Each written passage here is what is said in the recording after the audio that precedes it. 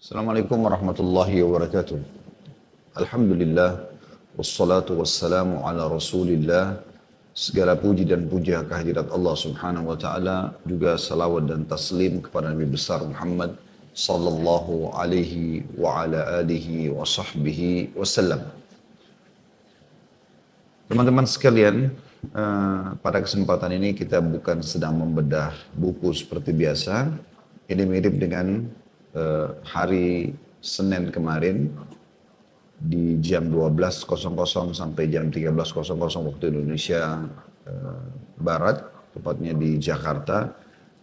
Berarti di Indonesia Timur, tepatnya saya berada sekarang di Makassar di jam 13.00 sampai insya Allah 14.00. Kita akan bahas tema lepas, maksudnya umum, dan kita akan membahas insya Allah masalah dunia adalah tempat sementara. Indahnya menjadi seorang muslim, saudaraku seiman, karena kita telah diberitahukan segala sesuatunya. Tidak ada sesuatu yang kita ingin tahu, baik itu nampak depan mata atau tidak nampak, hal-hal yang zahir ataupun yang gaib, kecuali kita sudah diberitahukan. Misal, aktivitas apa yang harus kita lakukan dalam keseharian. Dari bagaimana makan, tangan kanan, baca bismillah, minum, tidur, pakai baju, buka baju, masuk rumah, keluar rumah, mau tidur, bangun tidur. Hampir semua aktivitas kita dari bangun tidur sampai tidur lagi sudah diberikan panduannya. Ada doa-doanya. Dan kita diberikan sebuah poin penting tentang masalah realisasi dalam kehidupan kita dengan konsep halal. 5 huruf ini yang jadi pegangan. Kemudian di antara aktivitas kita itu kita juga disisipkan untuk bagaimana beribadah kepada Allah SWT. Ada sholat 5 waktu, ada zikir pagi petang, ya. Jadi memang kita melihat subhanallah bagaimana dalam kehidupan kita itu semuanya ditata sedemikian rupa. Dan juga hal-hal yang gaib, seperti misalnya alam-alam yang kita tidak tahu, ada alam jin, ada alam malaikat, ada alam barzah di kuburan, ada kehidupan akhirat yang nanti akan kita menuju ke sana. Juga sama, sudah dipaparkan panjang lebar tentang bagaimana kita memahami semua itu. Jadi kita seperti sudah mendapatkan tanda kutip bocoran semua hal-hal tersebut. Dan ini tidak terjadi kecuali untuk orang muslim, untuk sosok muslim. Selain daripada muslim tidak akan mendapatkan masalah informasi seperti ini. Kita jadi tahu semua dari awal manusia diciptakan, Nabi Adam alaihissalam dan kisahnya panjang lebar diceritakan dalam beberapa ayat-ayat Al-Quran termasuk panjang lebar dalam surah Al-Baqarah. Sampai masuk surga, sampai turun ke bumi, kemudian anak cucunya, kemudian panduan-panduan hidup diturunkan yang berbentuk syariat dibawa oleh para nabi-nabi, kitab-kitab turun dari langit termasuk yang kita imani Al-Quran dan menjelaskan segala sesuatunya, tafsilan li kulli syai', dalam Al-Quran dikatakan perinci segala sesuatunya. Itu sampai ke masalah bagaimana menghadapi kematian, bahkan digambarkan bagaimana bertemu dengan malaikat, prosesi kematian tersebut, masuk alam barzah sampai nanti di akhirat ada timbangan amal. Wa may ya'mal mithqala dzarratin khairan yarah wa may ya'mal mithqala dzarratin syarran yarah. Siapa yang berbuat kebaikan seperti biji sawi akan diperlihatkan untuknya dan dia akan dapatkan hasilnya. Dan siapa yang berbuat seperti biji sawi dari keburukan maka dia akan dihukum. Dan seterusnya sampai ke surga dan neraka. Bahkan surga itu terinci luar biasa. Seakan-akan kita melihat dengan mata kita. Tanahnya, tanaman-tanaman atau kebunnya, ya. Kemudian istana-istananya, pelayan-pelayannya dari laki-laki, bidadara dan juga perempuan bidadari. Dipan-dipan, permadani-permadani, gelas-gelas, segala macam hal dirincikan. Sampai seakan-akan kita melihatnya Dan itu yang digambarkan oleh para sahabat. Jadi kalau Nabi SAW menggambarkan tentang surga, seakan-akan mereka melihatnya. Menggambarkan tentang neraka, seakan-akan mereka melihatnya. Dan ini sebuah karunia yang luar biasa teman-teman sekalian. Termasuk yang dirincikan di dalam agama Islam, dan ini sebuah karunia yang luar biasa, adalah bagaimana kita mengenali hakikat daripada dunia yang sedang kita lalui ini. Kalau Anda merenungi, dan insya Allah akan kita sampaikan nanti beberapa gambaran tentang masalah itu ke depannya, 1 jam ke depan ini insya Allah. Mudah-mudahan ini bisa memberikan gambaran kepada kita, seperti apa sih sebenarnya dunia ini yang sedang kita lalui. Dan apa tujuannya kita ada di sini. Apa sebenarnya rahasia kenapa banyak sekali manusia-manusia sebelum kita yang pada saat kita lewat di kuburan, mereka sudah masuk dalam tanah. Apakah seperti pemahaman orang-orang ateis, orang-orang yang tidak meyakini ada Tuhan Allah Subhanahu wa taala, sudah selesai, begitu saja berlalu? Atau memang ada kehidupan di sana? Ada sesuatu di sana. Dan ada kelanjutan kehidupan. Maka kebahagiaan bagi seorang muslim, mereka tahu semua masalah itu. Tidak tertutup apapun. Dan kalau kita paham itu teman-teman sekalian, nanti kita akan lihat prestasi-prestasi dunia akan kita kejar, tapi tidak menutup, ya, atau bahkan itu ditunggangi untuk mendapatkan yang terbaik di kehidupan abadi di akhirat sana. Allah Subhanahu wa taala sudah menciptakan segala halnya berpasang-pasangan. Seperti ada muda, ada tua, ada laki-laki, ada perempuan, ada kaya, ada miskin, ada lapar, ada kenyang, gitu kan. Ada sakit, ada sehat. Ya. Seterusnya begitu, ada hidup, ada mati. Ya. Kemudian ada dunia, ada akhirat, ada surga, ada neraka. Ini adalah sebuah sunnatullah, sistem yang sudah Allah ciptakan. Dan ini teman-teman sekalian, kalau kita pahami dari awal kita jadikan sebagai pondasi hidup kita jadi tahu, oh ternyata sebagaimana sekarang saya sehat, satu waktu saya bisa sakit.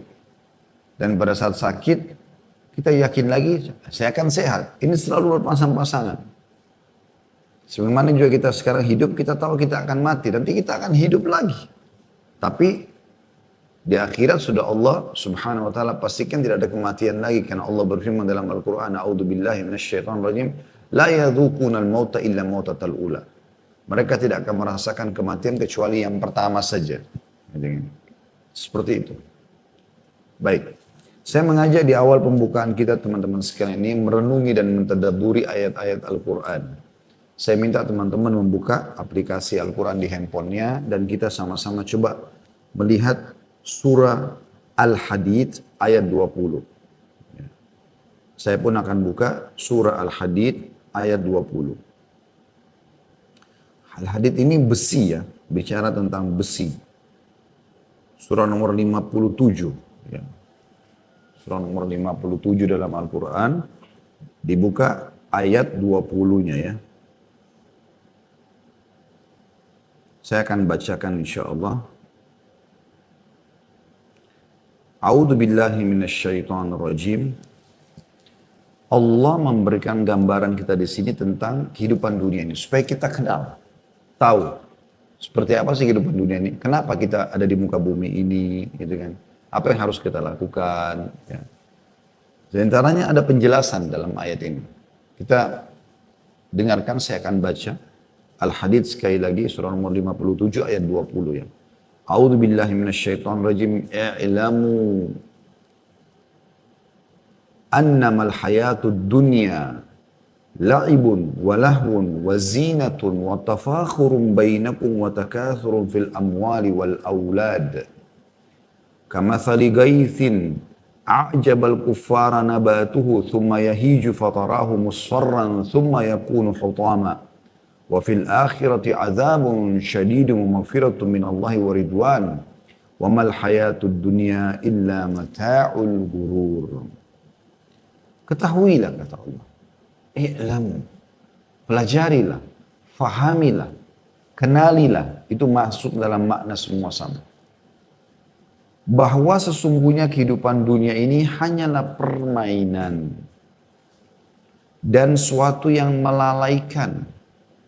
Perhiasan dan bermegah-megahan antara kamu serta berbangga-bangga tentang banyaknya harta dan anak. Itu umumnya yang terjadi. Seperti hujan yang tanam-tanamannya mengagumkan para petani. Begitu sudah tumbuh tanamannya, sudah mulai indah. Kemudian tanaman itu nanti akan menjadi kering. Dan kamu lihat warnanya kuning, kemudian menjadi hancur. Dan di akhirat nanti ada azab yang keras dan ampunan dari Allah serta keridhoannya. Dan kehidupan dunia ini tidak lain hanyalah kesenangan yang menipu. Kesenangan yang menipu. Coba kita renungi sama-sama ayat ini. Allah mengatakan ketahuilah bahwa sesungguhnya kehidupan dunia ini hanyalah permainan. Seperti game permainan. Ya. Ada start, ada akhir. Seperti itu. Dia akan sangat berbeda dengan kehidupan akhirat yang memang awal segalanya akhirat itu. Karena tidak ada lagi akhirnya. Allah mengatakan tentang akhirat khalidina fiha, kekal di dalamnya. Selalu begitu. Ayat tentang surga berbunyi khalidina fiha, khalidina, kekal selamanya di dalamnya. Berbeda dengan dunia, Allah mengatakan permainan dan sesuatu yang melalaikan. Kalau kita tidak cari aktivitas yang menyibukkan diri kita dengan hal-hal yang positif, kita pasti akan lalai. Perhiasan dan bermegah-megahan antara kamu. Orang mengejar tentang baju baru, mobil baru, rumah baru, mana yang terbaru, HP baru. Seperti itu orang di kehidupan dunia diberikan gambaran oleh Allah Subhanahu wa taala. Serta berbangga-bangga tentang banyaknya harta dan anak. Berapa tabungan kamu, berapa mobil kamu, berapa rumah kamu. Sekitar situ orang berbicara tentang masalah dunia ini. Juga berapa anak yang kau miliki. Sekolah di mana. Pembicaraan sekitar itu. Lalu Allah berikan gambaran. Semua itu, kehidupan dunia itu, seperti hujan yang tanam-tanamannya mengagumkan para petani. Jadi pada saat hujan turun, membuat tanaman itu mulai berbunga, mulai indah, ya, sehingga membuat para penanamnya kagum. Karena melihat warna-warni, ada kuning, ada merah, ada segala macam. Buah-buahannya sudah mulai layak untuk dipetik. Kemudian apa setelah itu? Kan indah tuh. Ya. Pada saat kita lihat mangga lagi berbuah, kita tunggu matangnya, begitu matang kita petik, kan indah sekali. Tapi Allah gambarkan kehidupan dunia seperti itu. Dia akan jadi perhiasan, tapi ingat kata Allah, dia nanti akan kering, akan hilang. Ya. Kata Allah SWT, kemudian tanaman itu menjadi kering. Artinya akan hilang semua ini, akan musnah. Fana. Ya. Tidak ada yang kekal. Dan kamu lihat warnanya kuning. Lama-lama menguning, lama-lama rusak. Kemudian menjadi hancur. Buah mangga indah awalnya. Buah-buah semuanya begitu. Awal mengkal, kemudian tiba-tiba dia mateng. Ya. Setelah mateng, dia akan rusak. Kalau tidak dikonsumsi. Ya, maka itu digambarkan kehidupan dunia. Seperti itu. Lalu Allah mengatakan, dan di akhirat nanti akan ada pertanggungjawaban semua yang kalian lalui di dunia ini. Akan ada azab yang keras bagi yang kufur, membangkang dan segala macam. Dan ampunan dari Allah serta keridhoannya. Ampunan bagi orang yang beriman. Dan juga ya, keridhaan Allah Subhanahu wa taala. Maksudnya surga. Dan kehidupan dunia ini tidak lain hanyalah kesenangan yang menipu. Itu ayat 20 ya. Kita coba lanjut ke ayat 21-nya. Allah Subhanahu wa taala lalu mengajak kita semua, orang-orang yang beriman. Apa kata Allah? Sabiku, berlumba-lumbalah kalian. Oleh karena itu, tadi di ayat 20 dijelaskan tentang dunia, Allah mengatakan, oleh karena itu selama hidup di dunia, berlomba-lombalah kalian ila magfiratin min rabbikum, kepada pengampunan Tuhan kalian. Segera minta ampun kalau berbuat salah dan jadilah orang-orang yang baik, yang patuh. Wa jannatin arduha ka ardis sama'i wal ardi uiddat lil ladina amanu billahi wa rusulih. Dan kejarlah surga yang luasnya seluas langit dan bumi. Yang di akhirat nanti. Begitu kamu melalui kematian, kamu akan menuju kepada kehidupan yang abadi yang sebenarnya. Di sana ada surga, tempat abadi yang luasnya seluas langit dan bumi. Kita tidak akan pernah temukan teman-teman ada bangunan semegah, sebesar surga. Satu bangunan dinamakan surga, ya, itu seluas langit dan bumi. Kalau Anda pernah belajar ilmu alam pasti punya gambaran bagaimana sih langit ini. Kita belajar ilmu pengetahuan alam, kita lihat bagaimana miliaran bintang-bintang berserakan ada di langit atau di bawah langit ini. Dan itu sangat luas. Dikatakan alam semesta ini luas sekali. Surga seluas itu semua. Allah subhanahu wa ta'ala ciptakan. Kejar itu kata Allah. Caranya bagaimana? Dunia ditunggangi untuk mendapatkan itu. Segera bertobat kalau punya dosa dan segera kamu kejar surga. Bagaimana? Dengan beramal saleh. Yang Allah siapkan untuk orang-orang yang beriman kepada Allah dan Rasul-Rasulnya. Dzalika fadlullahi yu'tihi man yasha. Itulah karunia Allah, Allah berikan kepada siapa yang diinginkan. Wallahu dzul fadlil azim. Dan Allah zat yang maha memiliki karunia yang besar.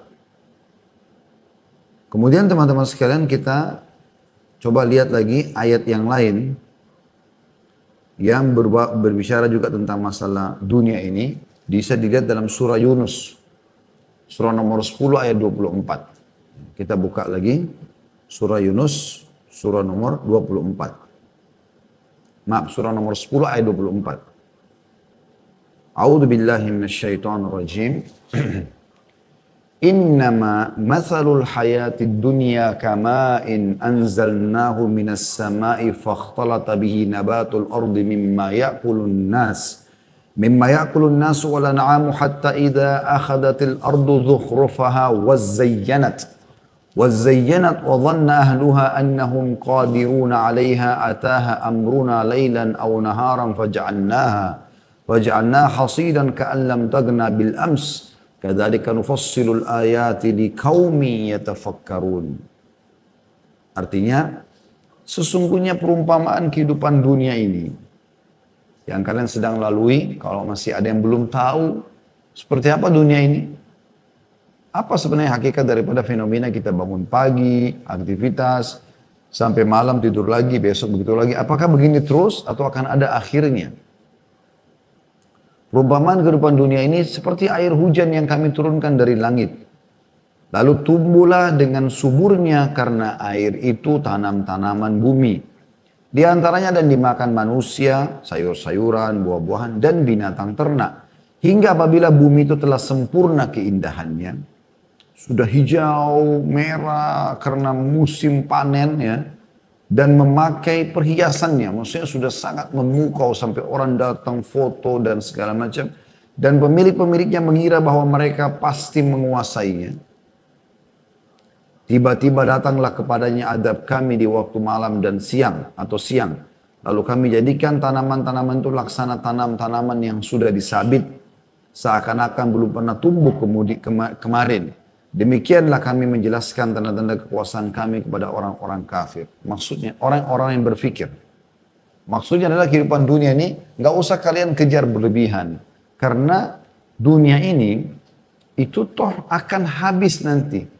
Seperti puncaknya, ya, indahnya pada saat lagi akan panen. Kita setampan apapun teman-teman sekalian, secantik apapun paras wajah kita, seindah apapun, semulus apapun kulit kita, ada fasenya. Dimana nanti akan kita masuk ke fase-fase mulai keriput, mulai berubah, mulai membungkuk, mulai tua, meninggal. Dan terus begitu. Bahkan dengan adanya keturunan dari kita, itu sudah tanda-tanda kematian kita sebenarnya. Berarti sudah ada generasi baru manusia akan menggantikan kita nanti. Mereka juga akan melalui hal yang sama. Ya, mereka akan tumbuh seperti kita dulu, masa remaja, kemudian menikah, kemudian punya keturunan, sama lagi meninggal, dan begitu terus. Dan ini Allah gambarkan akan ada akhirnya semua. Dengan kematian setiap individu ini, dan terakhir puncaknya adalah kiamat yang termasuk salah satu rukun iman kita. Jadi kehidupan dunia ini akan kalian lalui. Seperti itulah. Lalu kita baca ayat 25, lanjutan di bawahnya, untuk menyempurnakan bahasan ayat 24 tadi, surah Yunus. Allah mengatakan, Wallahu yad'u ila daris salami wa yahdi man yasha'u ila sirati mustaqim. Sementara Allah menyuruh manusia ke Darussalam, maksudnya ke surga. Tunggangi duniamu untuk mendapatkan yang terbaik di akhirat nanti, surga. Dan menunjuki orang-orang yang dikehendakinya ke jalan yang lurus. Ini kita kasih gambaran tentang, atau Allah SWT memberikan gambaran tentang masalah dunia. Kemudian teman-teman sekalian, kita akan coba melihat bagaimana gambaran Nabi alaihi salatu wassalam tentang masalah dunia ini. Pernah Nabi alaihi salatu wassalam bersabda di depan para sahabat. Ya. Beliau mengatakan, Wallahi, demi Allah, mad dunya fil akhirah illa mathalu ma yaj'alu ahadukum isba'ahu hadhihi fil yam falyandur bima yarji'. Hadis sahih riwayat Muslim.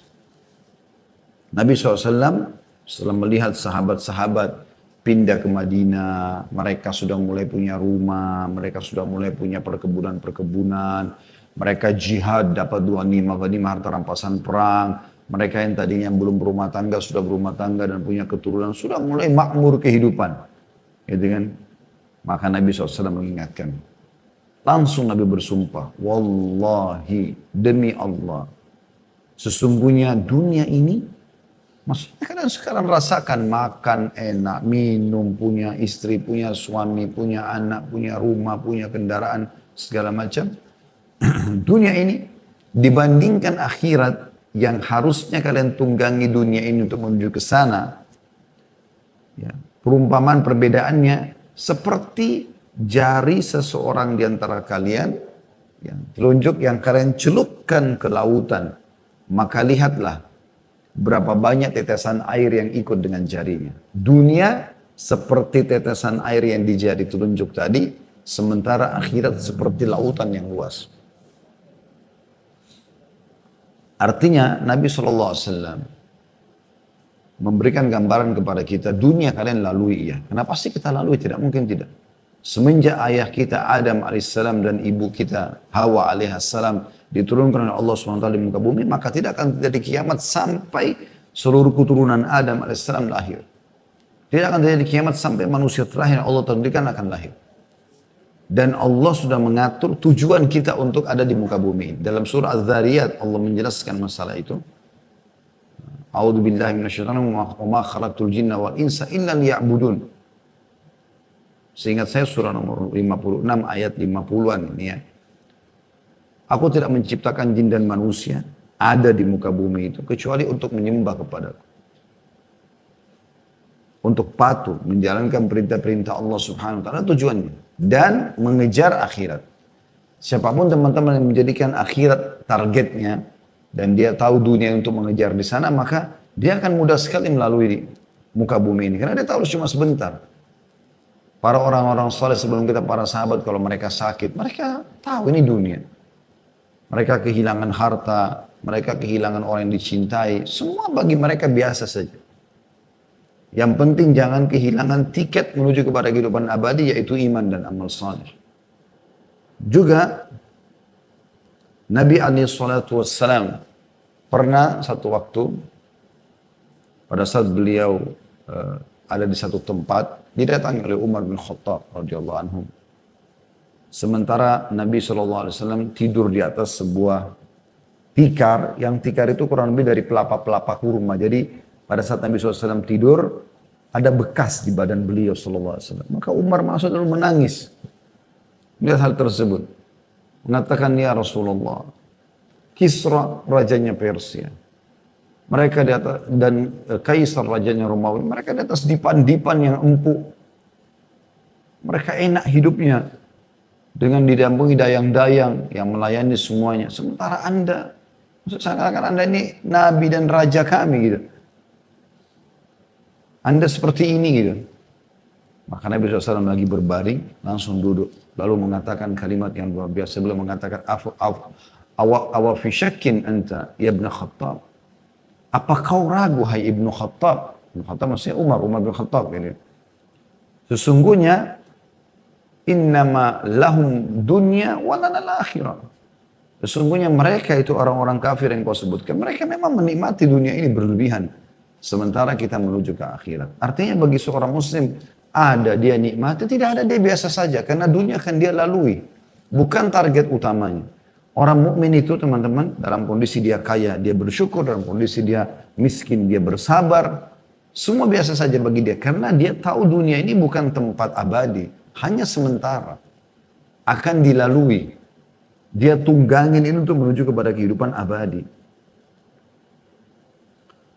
Dalam sebuah riwayat Tirmidzi juga Nabi SAW pernah melewati pasar. Ada bangkai kambing. Lalu beliau memegang kupingnya bangkai kambing itu sambil mengatakan, siapa yang mau beli ini? Sahabat mengatakan, ya Rasulullah, tidak ada yang mau gitu. Maka beliau mengatakan kalimat, fawallahi lad dunya ahwanu 'ala Allahi min hadza 'alaikum. Ketahuilah bahwasanya bangkai yang kalian tidak suka ini lebih hina di sisi Allah, dunia lebih hina daripada bangkai ini. Dunia di sisi Allah lebih hina daripada bangkai ini di hadapan kalian. Jadi seperti kita nggak suka dengan bangkai kambing yang sudah membusuk, ya, maka Allah Subhanahu Wa Taala menganggap dunia lebih hina daripada itu. Bukan tempat target utama. Seorang mukmin melalui semuanya dengan tenang, nikmat bersyukur, cobaan bersabar, semuanya mudah bagi dia karena targetnya adalah akhirat. Dunia sementara. Juga dalam riwayat yang lain, riwayat Imam Ahmad, kata Nabi SAW, hadis ini sahih juga. Inna mat'am ibni Adam ju'ila mathalan di dunia. Sesungguhnya makanan anak Adam dijadikan perumpamaan oleh siapa? Oleh Allah SWT tentunya. Untuk menjadi perumpamaan dunia. Wa in kazzahahu wa mallahahu fanzur ila ma yasir. Biar dia bumbuhi, dia kasih garam, diperindah penataannya makanan itu, maka lihat hasil akhirnya. Akan jadi apa itu? Dan orang semua tahu, akan jadi ampas, akan jadi tinja, akan jadi air seni. Sebagian jadi nutrisi tubuh.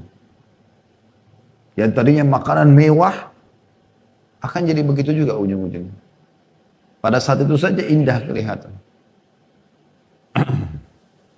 Kemudian juga pernah ada seorang sahabat dalam riwayat Imam Ahmad juga namanya Ad-Dahhak radhiyallahu anhu, Dahhak bin Sufyan radhiyallahu anhu, seorang sahabat yang saleh.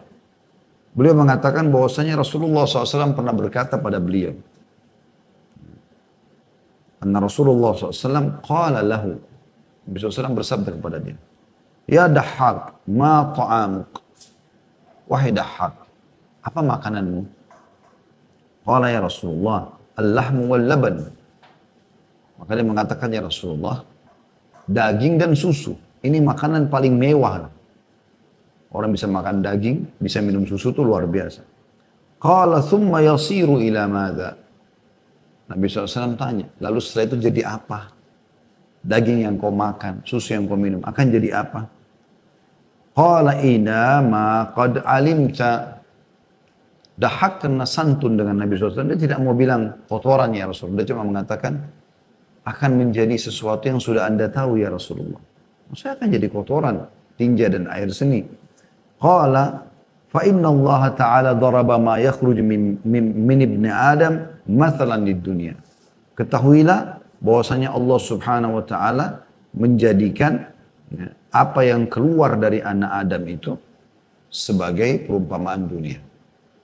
Kotoran. Makanya Syekh Utsaimin rahimahullah, saya pernah dengar cuplikan ceramah beliau, salah satu ulama Saudi mengatakan, seharusnya seorang mukmin menjadikan dunia ini seperti, maaf, WC. Tempat dia menyelesaikan hajatnya, kemudian dia keluar dan dia kembali. Ya, beraktivitas seperti biasa. Semua ini teman-teman apa yang kita sampaikan, dan akan masih ada beberapa dalil yang kita sampaikan, bukan berarti Anda tidak usah urus dunia, pakai aja baju kotor, gak usah makan yang enak, gak usah punya rumah yang bagus. Bukan itu pemahamannya, bukan itu. Karena Allah subhanahu wa ta'ala berfirman dalam surah Al-Qasas, Anda bisa buka surah nomor 28 ayat 77. A'udzu billahi minasyaitonir rajim. Al-Qasas 28 ayat 77 ya. A'udzu billahi minasyaitonir wa bataghi fima ataqallahu daral akhirah wa la tansa nasibaka minad dunya. Kejarlah apa yang Allah janjikan untukmu di akhirat dan jangan lupa bagianmu dari dunia. Maksudnya dunia silakan nikmati. Nabi SAW makan makanan enak, pakai baju yang bagus, ada rumah, ada tunggangan. Tetapi Nabi SAW bukan menjadikan sebagai target, bukan. Sehingga akhirnya tidak mengenal lagi mana halal, mana haram. Karena dunia menjadi target. Untuk mendapatkan harta, mau halal, mau haram, mau menipu, mau mencuri, tidak pusing. Begitu juga dengan jabatan misalnya. Pokoknya yang penting dapat jabatan, intinya itu. Mau benar, mau salah, nggak pusing. Nah ini tidak boleh. Ini semua yang dimaksudkan yang tidak boleh. Jadi tunggangi dunia untuk akhirat.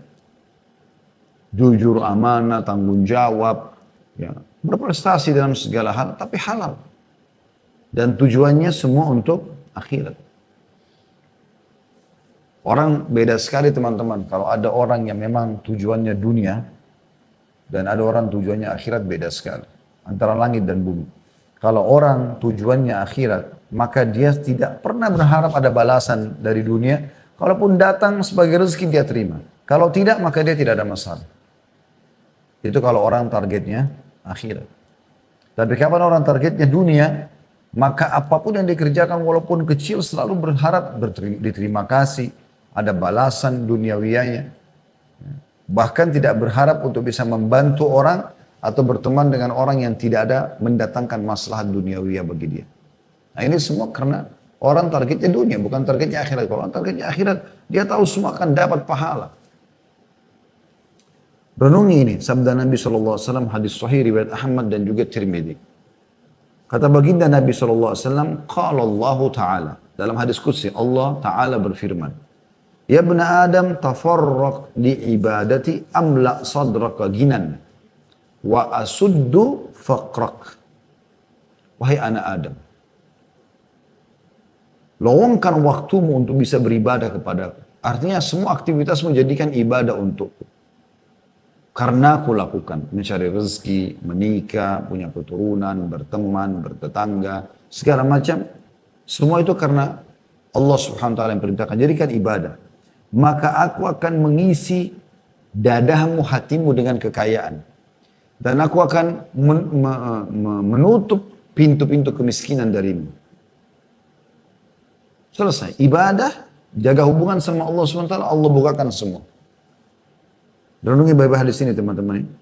Apa kata Allah? Wa illa taf'al mala'tu yadaika syughlan wala asuddu faqrak. Kalau kau tidak lakukan itu, kau tidak beribadah kepadaku, tujuanmu hanya dunia, tidak mau kenal mana halal, mana haram. Haram aja semuanya pokoknya. Gitu kan? Maka aku akan memenuhi hidupanmu dengan kesibukan-kesibukan dan aku tidak akan menutupi kemiskinanmu. Dalam riwayat yang lain, riwayat Imam Ahmad dan Ibnu Majah menguatkan riwayat yang sebelum, tapi ini lebih merincikan. Kata Nabi SAW, man kanatid dunya hammahu, farraqallahu alaihi amrah. Barang siapa yang dunia saja targetnya, maka Allah akan pecah belahkan urusannya. Tersibukkan dengan banyak kegiatan dan tidak terselesaikan. Tidak mendatangkan manfaat kecuali kecil bagi dia. Wa ja'ala faqrahu baina ainaihi. Dan Allah akan jadikan kemiskinan di depan matanya. Walaupun rumah sudah ada mobil, ada pasangan hidup, ada anak, masih saja merasa dirinya kurang. Allah jadikan kemiskinan di depan matanya sehingga selalu tamak terhadap dunia. Walam ya'tihi minad dunya illa ma kutibalah. Dan tidak akan datang kepadanya dari urusan dunia kecuali yang sudah Allah catatkan bagi dia. Wa man kanatil akhiratu niyyatahu jama'allahu lahu amrah. Siapa yang akhirat targetnya, dia lalui kehidupan dunia tapi untuk mengejar akhirat, sibuk mengejar pahala, pahala dan terus pahala, pahala setelah pahala, sibuk. Dari buat dirinya, sholatnya, puasanya, zikirnya dan seterusnya, dan juga bagaimana interaksi dengan orang, terus saja dia mencari pahala. Maka Allah akan satukan perkara-perkara urusannya. Maksudnya Allah akan mudahkan urusannya. Wa ja'ala ginahu fi qalbi, dan Allah akan jadikan kekayaan dalam hatinya sehingga selalu semuanya disyukuri sama dia. Wa atathu dunya wa hiya ragimah, dan pasti dunia akan datang kepadanya ya, dalam kondisi terhina. Ini fakta teman-teman. Jaga hubungan dengan Allah subhanahu wa ta'ala, Allah akan penuhi kebutuhanmu. Demi Allah, ini faktanya. Ini faktanya. Pada saat saya coba praktikin dalam kehidupan apa yang disampaikan Nabi SAW ini teman-teman sekalian. Padahal spesialis saya agama. Saya mengajar. Seorang guru mengajar biasa semampu saya. Jadi dai. Dan terus masih belajar dan berharap rahmat Allah subhanahu wa ta'ala. Tapi teman-teman, saya coba menjauhkan itu semampu mungkin agar menjadikan ini sebagai pendekatan diri kepada Allah SWT. Subhanallah, Allah mudahkan yang betul-betul. Sekarang Alhamdulillah di bawah perusahaan kami ada 115 orang yang bergabung. Tiap hari, tiap bulan kami harus berikan gaji. Belum ada sewa tempat usaha. Belum ada ini dan itu. Segala macam kebutuhan keluarga. Tapi subhanallah, yang telah memenuhi semua itu. Kadang-kadang pulang dari ceramah, ada saja penawaran tentang ini, penawaran tentang itu. Saya jadi berpikir, oh ternyata memang kuncinya sebenarnya kita jadikan diri kita ini mengabdi kepada Allah subhanahu wa ta'ala. Allah betul-betul datangkan dunia dalam kondisi terhina. Datang. Kebutuhan-kebutuhan terpenuhi dengan sendirinya. Dan berapa banyak orang yang justru tujuannya adalah dunia, sibuk bangun perusahaan ini, perusahaan itu, tapi uang haram dari sana, uang haram dari sini.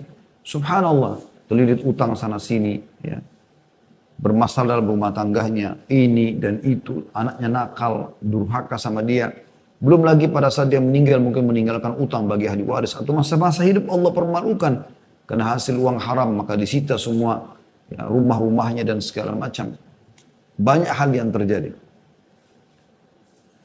Jadi, kata kuncinya sebenarnya ahammu syai'an takuna salihah. Saya dengar kalimat ini dari seorang dai di Saudi yang menyampaikan, subhanallah, dia mengatakan, sebenarnya bukan hal terpenting dari apa yang kau sampaikan, apa yang kau lakukan. Tapi yang terpenting adalah bagaimana kau menjadi orang saleh sehingga apa yang kau lakukan dan kau ucapkan itu semuanya benar. Artinya hubungan kita dengan Allah SWT baik, maka baik semuanya. Kalaupun ada orang-orang yang mau niat buruk dengan kita, maka Allah punya cara untuk menghilangkan orang-orang buruk itu. Allah punya cara. Bukan kita yang harus menguras tenaga kita. Jadi betul-betul Allah tadi mengatakan, Nabi SAW mengatakan, jama'allahu amra, Allah akan satukan perkara-perkaranya, Allah akan mudahkan semua urusannya. Itu luar biasa. Fakta depan mata. Nabi SAW menghina orang-orang yang hanya sibuk dengan harta dunia ini dan lupa masalah akhiratnya. Kalau Anda kaya raya dan Anda bisa tahu ya bagaimana mengalokasikan itu pada tempat-tempat yang tepat. Karena Nabi SAW mengatakan dunia ini ada 4 golongan manusia. Yang pertama, yang paling baik adalah Allah berikan ilmu dan harta, lalu dia menghabiskan keduanya di jalan Allah. Sudah pintar, kaya. Lalu dia alokasikan semua itu dalam kebaikan-kebaikan. Yang kedua adalah orang yang Allah berikan ilmu tapi tidak diberikan harta. Cuma dengan ilmunya dia berkata, ya Allah, kalau seandainya engkau berikan aku seperti yang engkau berikan si fulan, aku akan melakukan hal yang sama. Maksudnya kalau engkau berikan aku harta, aku juga akan bangun masjid, aku akan begini dan begitu, bantu orang, jenguk orang sakit, umrohkan, hajikan orang, jihad dan segala macam. maka kata Nabi SAW mereka sama pahalanya.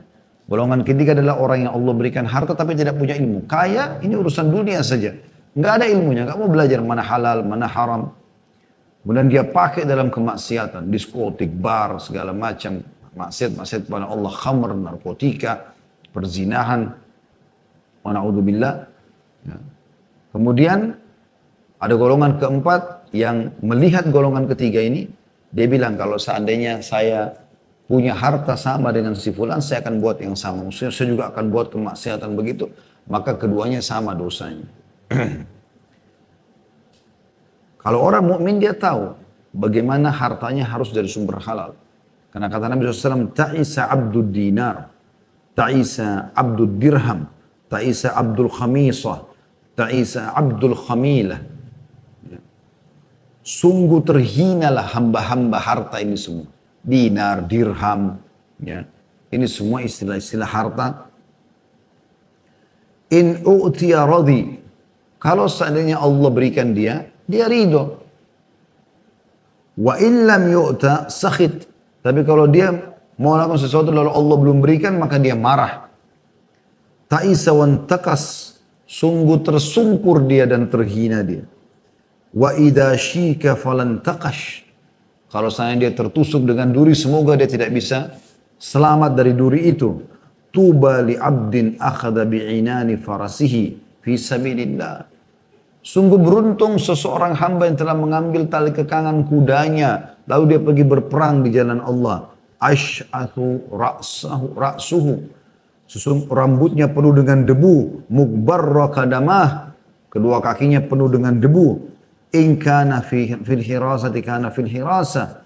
Kalau dia dijadikan sebagai orang prajurit biasa yang berjaga-jaga, dia berjaga-jaga, yang penting akhirat targetnya. Wa in kana fis saqati kana fis saq. Kalau dia berada di barisan belakang pun pasukan dia tidak peduli, tidak penting bagi dia di depan atau belakang. Yang penting dia berjihad, gitu kan. Wa idza sta'dzana wa in ista'dzana lam yu'dzan lahu. Wa in syafa'a lam yushfa'. Kalau dia minta izin untuk melamar, menikah, ditolak. Kalau dia memberikan rekomendasi, tidak ada yang terima. Hadis riwayat Bukhari. Maksudnya adalah, yang beliau ingin sampaikan sallallahu alaihi wasallam, bagaimana orang yang targetnya akhirat, enggak peduli bagi dia jenis pekerjaannya, yang penting selama itu halal. Enggak peduli jabatannya dia sebagai apa, yang penting dia ikhlas dalam bekerja, karena targetnya semua akhirat. Bisa saja seorang bawahan lebih banyak pahalanya daripada atasan. Bisa saja masyarakat lebih banyak pahala daripada pimpinan. Bisa saja orang miskin lebih banyak pahala daripada orang kaya. Bisa saja. Tergantung bagaimana dia ikhlas dalam menerima amalan-amalan pekerjaan tersebut. Lalu dia jadikan sebagai tunggangan untuk menuju ke akhirat. Sampai tadi perkataan Ali radhiyallahu anhu tentang masalah dunia. Beliau mengatakan, irtahalatid dunya mudbirah. Sungguh dunia telah pergi. Wartahalatil akhiratu mukbilah. Dan akhirat sekarang sedang datang. Walikulli wahidatin minhuma banun. Keduanya memiliki anak-anak. Ada anak-anak dunia, ada anak-anak akhirat. Yang kejar dunia ada, yang kejar akhirat ada. Fakunu min abna'il akhirah. Maka jadikanlah diri kalian anak-anak akhirat. Artinya kehidupan yang kalian akan datangi sekarang. Wala takunu min abna'id dunia, dan jangan pernah menjadi anak-anak dunia karena akan berlalu, gitu kan? Akan ketinggalan. Fa innal yawma amalun wala hisab wa ghadan hisabun wala amal. Hadis riwayat Bukhari. Sesungguhnya hari ini adalah kesempatan beramal tapi belum ada hisabnya. Dan besok di akhirat ada hisab tanpa bisa beramal. Hasan Basri berkata rahimahullah, aku tahu rezekiku tidak akan diambil orang lain. Karena itu hatiku selalu tenang. Di dunia ini tidak usah khawatir. Oh proyek itu punya saya diambil, oh ini uang saya diambil. Nggak bisa, itu rezeki sudah Allah tentukan. Kata Hasan Basri, aku tahu rezekiku tidak akan diambil oleh orang lain. Rezeki dia akan sampai ke dia. Karena itu hatiku selalu tenang. Aku tahu amalku tidak akan dikerjakan orang lain. Oleh karena itu, aku selalu beramal. Aku tahu Allah Ta'ala selalu memperhatikanku. Karena itulah aku malu jika Allah melihatku dalam maksiat. Aku tahu kematian sudah menungguku. Karena itulah aku selalu menambah bekal untuk pertemuanku dengan Allah. Jadi wasiat yang luar biasa. Beliau mengatakan, aku tahu rezekiku tidak akan diambil orang lain, maka aku tenang. Aku tahu amalku, sholat, puasa, segala macam, tidak akan dikerjakan orang lain, maka aku sibuk beramal. Yang ketiga, aku tahu Allah Ta'ala selalu memperhatikanku, melihatku. Maka aku malu untuk bermaksiat kepadanya. Dan yang terakhir, yang keempat adalah aku tahu kematian sedang menungguku. Maka aku selalu mempersiapkan untuk menghadapi pertemuan dengan Allah. Maksudnya pada saat meninggal akan bertemu dengan Allah Subhanahu wa Ta'ala. Lalu beliau mengatakan, jauhilah dunia ini. Lalui iya, tapi jangan menjadikan target utama sehingga terus mengikuti perkembangan dunia yang sifatnya tidak ada manfaatnya buat dia secara akhirat. Penuh dengan kemaksiatan dan jenis-jenisnya. Karena ia seperti ular yang mulus pada sentuhan tangan tetapi racunnya bisa membunuh. Juga beliau mengatakan dunia dimulai dengan tangisan dan diakhiri dengan tangisan. Maksudnya pada saat lahir menangislah si bayi tersebut. Pada saat dia meninggal dia ditangisi. Itulah kesimpulannya dunia. Coba teman-teman kita renungi sama-sama apa yang harus kita lakukan kalau begitu selama di dunia. Allah Subhanahu wa Ta'ala berfirman, saya ingin teman-teman buka surah Az-Zumar, surah nomor 39 ayat 54 sampai 58. Az-Zumar, surah nomor 39 ayat 54 sampai 58. Saya baca dari ayat 53-nya lebih tepat ya, ayat 53-nya. Dan ini surah Az-Zumar ayat 53 adalah ayat yang luar biasa. Kalau saya melihat ini hadiah yang terbesar dari Allah Subhanahu wa Ta'ala. Surah Az-Zumar 39 ayat 53. Tapi kita akan baca sampai 58 insyaAllah. A'udhu billahi minasyaitan rajim. Qul ya ibadiyalladhina asrafu ala anfusihim la taqnatu min rahmatillah. Inna Allah yakfiru dhunuba jami'a. Innahu huwal ghafurur rahim. Katakanlah hai hamba-hambaku, katakan hai Muhammad kepada seluruh orang-orang beriman.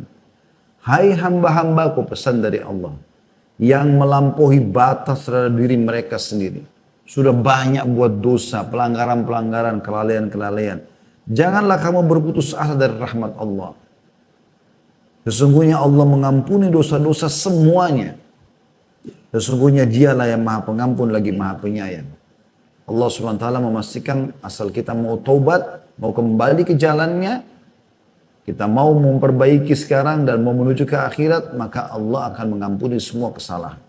Lalu Allah bilang, ini pesan 54 tentang bagaimana melalui dunia. Kata Allah, wa anibu ila rabbikum wa aslimu lahu min qabli an ya'tiyakumul adabu thumma la tunsarun.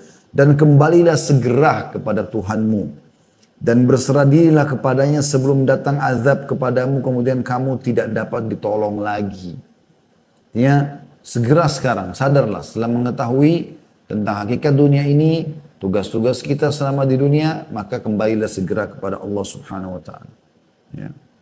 Lalu Allah mengatakan di ayat 55-nya, wattabi'u ahsana ma unzila ilaikum min rabbikum min qabli an ya'tiyakumul adzabu baghtatan wa antum la tash'urun.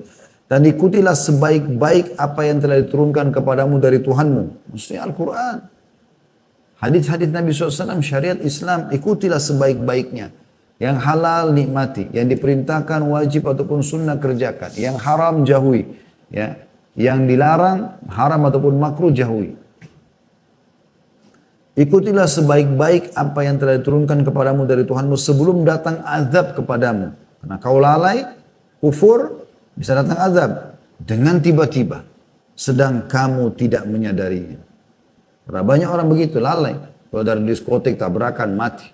Di rumahnya terjadi gempa, mati.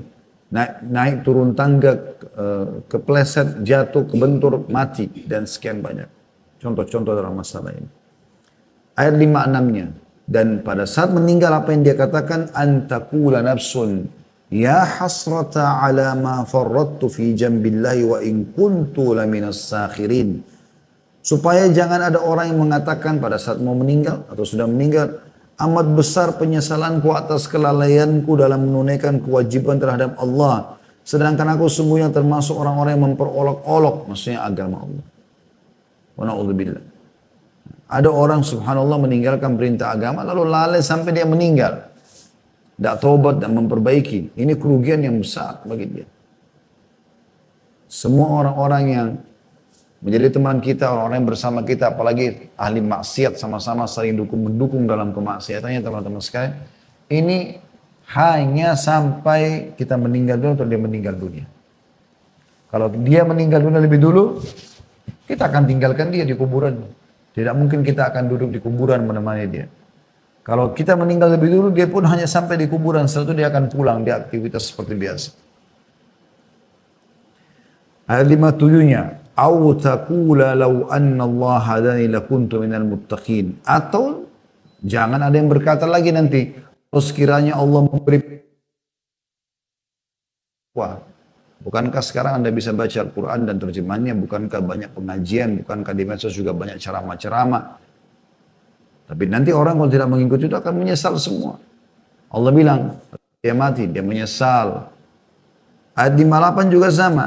Au taqula hina taral adzab law annani karratan fa'akuna minal muhsinin. Atau supaya jangan ada juga yang mengatakan pada saat melihat azab, siksa kubur, siksa neraka, kalau sekiranya aku dapat kembali ke dunia, niscaya aku akan termasuk orang-orang berbuat baik. Tidak akan bisa. Percuma, tidak akan ada cara dia lagi untuk bisa menyelamatkan diri kalau sudah datang padanya kematian. Saya akan coba baca teman-teman sampai ayat 61 saya tambahkan karena ini ada relevansinya ya. Dari sampai 58, ayat 59-nya, bala qad ja'atka ayati fakadzabta biha wastakbarta wa kunta minal kafirin. Bukan demikian. Kau percuma saya bicara seperti itu pada saat sudah menghadapi kematian. Sebenarnya kata Allah telah datang keterangan-keteranganku kepadamu, lalu kamu mendustakannya dan kamu menyombongkan diri dan adalah kamu termasuk orang-orang kafir. Kata sebagian ulama dari ayat ini ya, bisa diambil sebuah kesimpulan kalau setiap individu Allah akan sampaikan kepadanya sinyal hidayahnya. Sinyal hidayah akan sampai ke dia penyampaian-penyampaian nasihat, tapi dia engah enggak. Dari kerabatnya, dari temannya, dari pasangannya, dari anaknya, dari lingkungannya. Coba ada orang tetap ngotot dengan kekafirannya, ngotot dengan kesalahannya. Ayat 60-nya, wa yaumal qiyamati taral ladzina kadzabu 'ala Allahi wujuhum muswaddah alaysa fi jahannam mathwan lil mutakabbirin. Pada hari kiamat nanti, hai orang beriman, kamu akan melihat orang-orang yang berbuat dosa terhadap Allah, nggak mau patuh, nggak mau beriman, mukanya menjadi hitam. Bukankah dalam neraka jahanam itu ada tempat bagi orang-orang yang menyombongkan diri? Lalu ayat 61, wa yunajjillahu alladhina taqaw bimafazatihim la yamassuhum su'u wa lahum yahzanun. Dan Allah menyelamatkan orang-orang yang bertakwa karena kemenangan mereka, maka tidak disentuh oleh azab dan tidak pula mereka berduka cita. Jadi Allah subhanahu wa ta'ala memastikan orang-orang yang kufur, yang berbuat kemaksiatan, mereka akan menyesal itu. Kemudian kita coba tutup insya Allah dengan beberapa hadis Nabi SAW. Kata Nabi SAW dalam hadis riwayat Baihaqi, thalathun munjiyat. Ada 3 perkara yang bisa menyelamatkan kalian. Di dunia selamat, menuju ke akhirat juga selamat. Yang pertama kata Nabi SAW, khasyatullahi fis sirri wa alaniyah. Selalu takut dan tunduk kepada Allah dalam keadaan sendirian atau rame-rame di keramaian. Selalu cuma ada yang halal yang dibolehkan, yang haram semua dijauhi, baik sendiri ataupun lagi rame-rame. Yang kedua, wal qasdu fil ghina wal faqr. Ekonomis ya. Tidak mubadzir pada saat kaya ataupun miskin. Yang ketiga, wal adlu fir ridha wal ghadab. Selalu berlaku adil walaupun dalam keadaan ridho ataupun emosi, marah. Ya, seperti itulah. Juga sabda Nabi SAW agar kita bisa melalui dunia ini dengan tenang, aman, tentram. Kata Nabi SAW, undur ila man huwa asfala minkum. Lihatlah selalu kepada orang-orang yang lebih di bawah daripada kalian. Lebih kurang paras wajahnya, lebih kurang postur tubuhnya, lebih kurang hartanya, lebih kurang keturunannya, lebih kurang luas rumahnya, lebih kurang kendaraannya dan seterusnya. Wala tanzuru ila man huwa fawqakum, dan jangan pernah lihat orang yang di atas kalian. Lebih kaya, lebih sehat, lebih gagal, lebih cantik, lebih pintar. Jangan lihat mereka. Fa innahu ajdaru alla tazdaru ni'matullahi alaikum. Karena itu akan mempersulit kalian bersyukur terhadap nikmat yang Allah berikan. Hadis ini riwayat Bukhari. Jadi kalau kita diberikan sepeda, jangan lihat orang yang punya motor, lihat orang yang masih jalan kaki. Kita jalan kaki pun ada orang yang lebih masih bisa kita lihat orang yang pincang kakinya, gitu kan. Kita masih sempurna.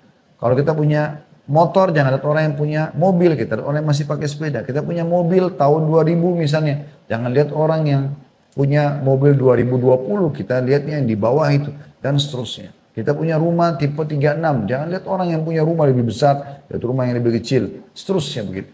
Kita punya anak cuma satu, lihat orang yang tidak punya anak sama sekali, gitu kan.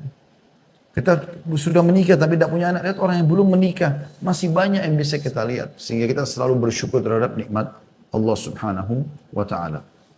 Kemudian dalam hadis yang lain juga diriwayatkan Bukhari dalam Adab Mufrad, kata Nabi SAW, man asbaha minkum. Ini kata kunci orang mukmin selalu bersyukur terhadap nikmat Allah di dunia. Man asbaha minkum aminan fi sirbi. Siapa yang tiba di pagi hari dalam kondisi ya, dia aman di dirinya, tentram di wilayahnya, gitu kan. Mu'afan fi jasadi, badannya sehat, indahu qutu yaumi, dia punya makanan untuk hari itu, faka'anna mahizat lahud dunya, maka seakan-akan dunia sudah berkumpul semua padanya. Juga Nabi SAW mengingatkan, ini kita tutup dengan hadis-hadis ini sebagai bahan renungan. Beliau mengatakan dalam hadis riwayat Hakim dalam sanad Hasan, Atani Jibril faqal, Jibril pernah datang kepadaku dan berkata, Ya Muhammad, ish ma syi'ta fa innaka mayyitun. Hai Muhammad, hidup sesukamu, kau pasti akan mati. Wa ahbib ma syi'ta fa innaka mufariqun. Cintai siapapun yang kau inginkan, kau pasti akan berpisah dengannya. Wa'mal ma syi'ta fa innaka majziyun bihi. Berbuat sesukamu, toh kau juga akan diminta pertanggungjawabannya. Wa'mal wa'lam anna syaraful mu'min qiyamuhu bil lail wa izzuhu istighna'u 'anil nas. Ketahuilah kemuliaan seorang mukmin justru ini daripada salat malamnya, dan kemuliaannya juga ya, itu dengan tidak bergantung pada manusia. Kemudian juga Nabi SAW mewasiatkan agar kita bisa lalui dunia dengan baik. Diriwayatkan oleh Ibnu Majah dengan sanad hasan. Kata Nabi SAW, man ardan nasa bisakhatillahi wakkalahu Allahu ilan nas. Barang siapa yang membuat manusia ridho, tapi padahal yang membuat Allah murka, maka Allah akan buat dia bergantung pada manusia. Wa man askhatan nasa biridallahi kafahu Allahu ma'unatan nas. Dan barang siapa yang membuat manusia marah, tapi karena itu pada keridhaan Allah, karena Allah ridho, walaupun manusia marah dia nggak peduli, maka Allah akan mencukupkan dia dari manusia. Tidak perlu lagi dengan manusia-manusia lain. Hadis ini hadis sahih riwayatkan Ibnu Hibban ya. Bukan Ibnu Majah. Tadi maaf saya keliru, tapi ini hadis riwayat Ibnu Hibban. Karena ini ada tulisan saya cukup kecil ya, jadi saya lihat di layar yang pernah saya tulis dengan tangan. Maka tadi saya keliru menyebutkan riwayat Ibnu Majah dengan sanad hasan, tapi ini adalah riwayat Ibnu Hibban dengan sanad sahih. Kalau riwayat Ibnu Majah dengan sanad hasan adalah Qila ya Rasulullah ayyul mu'minina afdal. Pernah seseorang bertanya kepada Nabi SAW mengatakan, ya Rasulullah, orang mukmin mana yang paling afdal? Faqala ahsanuhum khuluqa. Orang yang paling baik, kata Nabi SAW, akhlaknya di antara mereka. Qala fa'ayyul mu'minin akyas. Lalu ditanya kepada Nabi SAW, lalu orang mukmin mana yang paling cerdas? Kalau tadi yang paling baik, yang paling afdal. Yang paling cerdas mana? Kata Nabi SAW, aktsaruhum lil mauti dzikra wa ahsanuhum liman ba'dahu isti'dada. Ulaikal akyas. Orang-orang yang paling cerdas dari orang beriman adalah orang yang selalu mengingat kematian. Paling banyak mengingat kematian. Hari akhirat. Dia akan kembali kepada Allah. Dan yang paling bagus mempersiapkan apa yang akan dia bawa setelah kematian itu. Mereka adalah orang-orang yang paling cerdas. Juga dalam sabda Nabi SAW yang riwayat Tirmidzi, kata beliau, innal qabra awwala manazil al-akhirah. Ketahuilah kuburanlah awal kehidupan akhirat. Fa in naja minhu fama ba'dahu aisara min. Siapa yang lolos dari kehidupan kuburan itu, karena dia tadi banyak berbuat kebaikan-kebaikan di dunia, maka yang setelahnya lebih mudah. Maksudnya hisab di akhirat nanti. Wa in lam yanju minhu fama ba'dahu ashaddu min. Kalau tidak bisa lolos di kuburan saja, maka setelahnya lebih berat bagi dia. Qala ma ra'aitu mandaran qattun illa wal qabru afdha'u minhu. Dan ketahuilah aku tidak pernah melihat kuburan, aku tidak melihat sesuatu yang kuburan itu lebih serem daripada itu. Kalau orang dipenuhi dengan banyak maksiat, tidak sempat tobat sebelum meninggal, maka akan menakutkan sekali kuburan itu bagi dia. Nabi SAW dalam hadis yang riwayat Ibnu Majah dengan sanad hasan juga pernah setelah mengantar jenazah, kemudian beliau menangis melihat jenazah tersebut, lalu beliau mengatakan sabdanya yang masyhur, wahai saudara-saudaraku, untuk inilah selalu kita punya persiapan. Kita simpulkan teman-teman sekalian, apa yang kita sampaikan, dunia ini kita boleh laluin, bahkan kita harus lalui sampai batas ajal yang sudah Allah tentukan. Tetapi bukan untuk bermaksiat kepada Allah. Kalaupun pernah melakukan kemaksiatan, bertobat kepada Allah SWT segera. Kita harus menyadari kalau kita sedang menuju kepada kehidupan abadi, yaitu akhirat. Mati itu adalah sebuah pintu yang kita harus semua akan lalui. Mau Anda sehat, mau sakit, mau muda, mau tua, kita akan lalui semua. Tidak ada yang tidak melalui kematian tersebut. Untuk menuju kepada kehidupan abadi. Cuman masalahnya, di akhirat itu cuma ada dua tempat. Surga atau neraka. Anda masuk kepada kenikmatan abadi selamanya, atau Anda masuk ke tempat siksaan yang selamanya juga kalau dalam keadaan kafir. Kalau bermaksiat tidak sempat tobat akan sementara, tapi juga Allahu alam berapa ribu tahun dia akan tinggal di neraka itu. Penentuan untuk menuju ke surga atau neraka adalah sekarang, tempat Anda di dunia ini. Anda benar menentukan di sini dan sederhana, menjadi orang beriman yang patuh. Nikmati yang halal, tinggalkan yang haram. Kerjakan perintah, jauhi larangan. Udah, nikmati hidup, jalan saja. Sampai meninggal, dunia kita dapatkan, akhirat kita dapatkan. Dan sudah kita sebutkan banyak dalilnya tadi.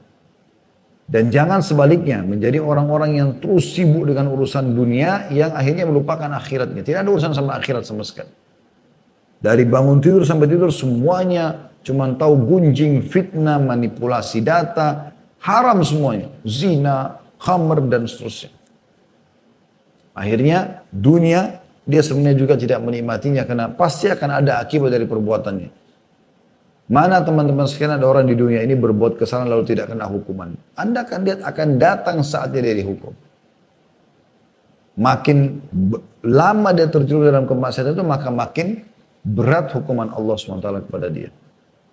Dan saya yakin mungkin kita semua pernah lalui dalam kehidupan kita kalau kita berbuat salah ada saja subhanallah peringatan-peringatan dari Allah Subhanahu wa taala.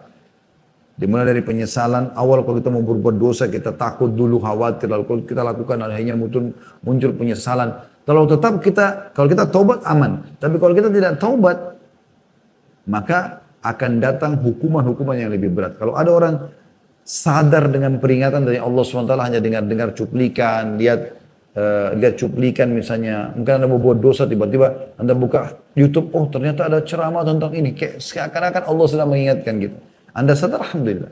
Kalau Anda tidak sadar, Anda terus berbuat dosa, maka akan datang peringatan lebih keras. Ya, mungkin secara fisik Anda akan sakit, Anda akan tabrakan, Anda akan jatuh. Juga Anda tetap melakukan, maka akan ada yang lebih besar lagi, akan dipermalukan, akan bahkan bisa su'ul khatimah wa na'udzubillah puncaknya. Maka itu teman-teman sekalian, nikmati dunia ini pada hal yang halal dan taat kepada Allah SWT, Anda akan mendapatkan semua dunia ini dan akan mendapatkan akhirat. Seperti itu kurang lebih gambarannya. InsyaAllah bahasan kita, semua kita bisa memahami bahwasanya memang seperti dulu kita, dunia hanya tempat sementara saja. Saya akan bacakan pertanyaan yang sudah masuk dulu. Yang pertama, Assalamualaikum warahmatullahi wabarakatuh. Bagaimana cara menyikapi dunia yang sementara ini terhadap orang-orang yang tidak serak di hati dan tidak bertegur di kehidupan sehari-hari sehingga bisa mencapai surga firdaus Allah. Jujur Ustaz, saya sudah tidak mau untuk menjalin komunikasi dengan mereka dalam bentuk apapun. Di sini kita perlu tahu dulu, tidak seraknya penanya ini kenapa? Kalau tidak serak karena mereka adalah ahli maksiat, ya, orang-orang yang justru membuat kita terjerumus dalam pelanggaran-pelanggaran agama, dan kita sudah coba luruskan kepada mereka, ini nggak boleh, ini haram. Kemudian malah mereka menjadi-jadi, maka itu bagus, jauhi mereka. Jauhi komunitas buruk itu. Karena kata Nabi SAW, Al-maru ala dini khalili. Seseorang sesuai dengan agama temannya. Falyanzur ahadukum ila man yukhalil. Maka seseorang dari kalian harus jeli dalam memilih siapa yang dia temani. Nggak boleh sembarangan. Memang harus begitu. Tapi kalau tidak serak ini hanya karena tidak sama jenjang ekonominya, atau karena dia memiliki kelebihan fisik atau paras wajah, atau kelebihan kepintaran misalnya, maka nggak boleh. Ya, kita harus lihat kalau dia adalah orang-orang beriman, maka kita sebaiknya malah mendekat dan bagaimana kita mengambil ya manfaat-manfaat keimanan dari mereka. Sampai pernah ada seorang sahabat ya, subhanallah saya tidak dapat namanya orang ini, tapi dia menikahi salah satu dari mantan istrinya Umar bin Khattab. Sudah sangat tua sebenarnya. Umar bin Khattab sudah meninggal, ada istri beliau yang masih hidup pada saat itu, salah satu istrinya beliau. Maka orang ini menikahi, lalu orang semua tanya, kenapa Anda menikah wanita tua seperti ini? Sangat tua. Gitu kan? Umar bin Khattab saja meninggal umur 63 tahun. Istri itu sekitar 60 tahunan atau mendekati umur itu. Dinikahi oleh seseorang. Lalu dia mengatakan, saya demi Allah tidak menikahi wanita ini kecuali karena saya ingin tahu rahasia sholat malamnya Umar dari dia. Bagaimana ibadahnya Umar pasti istrinya tahu. Saya nikahi dia gara-gara itu biar dia bongkar kepada saya rahasia ibadahnya Umar. Kalau orang-orang baik kita memang mengambil manfaat daripada mereka. Seperti itu kurang lebih. Yang kedua dari metode dulu saya baca, nanti insya Allah kita kembali kepada teman-teman panitia pengajian. Assalamualaikum warahmatullahi wabarakatuh. Saya Bintang ingin bertanya, bagaimana cara saya menyikapi orang tua yang menuntut saya untuk mendapatkan nilai terbaik di kuliah demi mendapatkan pekerjaan yang layak di kemudian hari. Padahal saya ingin menjalani hidup ini dengan santai dan fokus pada apa yang mempermudah kita masuk ke dalam surga. Akhi yang bertanya ini, permintaan orang tua Anda itu benar. Dan itu berhubungan sekali dengan masalah akhirat.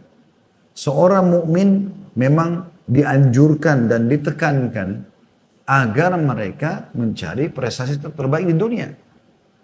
Kita bukan berarti tadi yang saya bahas, saya sudah tekankan itu. Bukan berarti setelah kita bahas dunia itu terhina segala macam, oh berarti kita nggak usah pakai baju yang bagus, kita nggak usah makan, nggak usah kejar prestasi terbaik di pendidikan kita, tidak usah kita menjadi orang kaya. Bukan begitu maksudnya. Ya.